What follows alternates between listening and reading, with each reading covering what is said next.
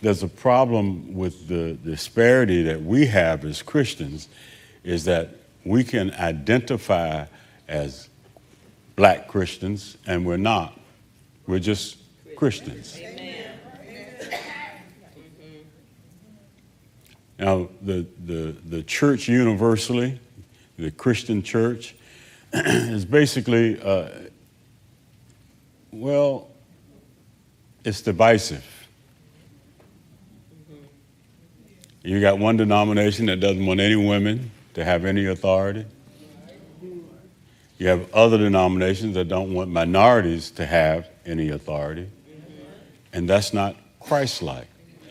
Now we're faced with, in this country, what's called Christian nationalism.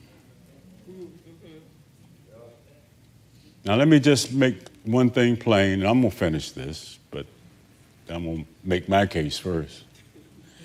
And that is that this was never a Christian nation,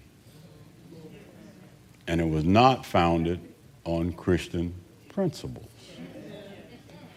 It was founded by people who read the Bible.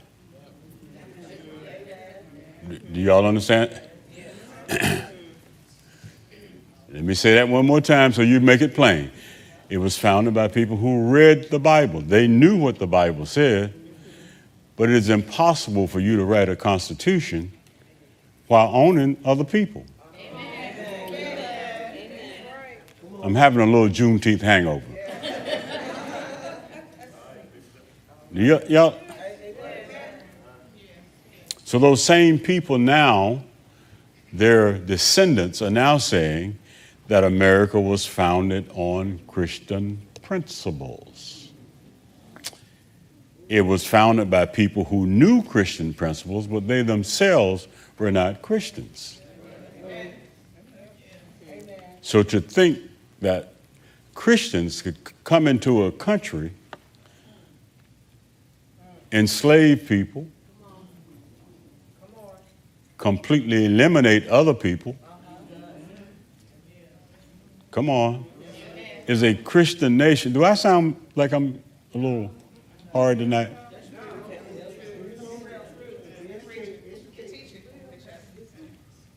Okay, let me stop and say this. The only reason I'm talking this way is because I need you to know that you are equal to everybody and that you're not subject to anybody and that you have the same rights and privileges as a Christian to talk to a God who not only knows you but cares about you. And why do I need you to know that? Because the Bible will tell us that here in chapter 3 of Ephesians, we have already been told the revelation of God, the mystery. We know that the mystery is that from day one, God intended for all of his people to worship as one. Amen. To worship as one. Now, I will tell you this, that worshiping as one means that it's hard sometimes to come together when cultures don't fit. So Paul is telling us this, that it was the preaching of the gospel to the Gentiles that brought him in prison. Paul says, I'm a prisoner not because I did something wrong. I'm a prisoner because I stood up for what was right. And Paul does not say that I'm a prisoner of Rome. He said, I'm a prisoner of Christ. Amen.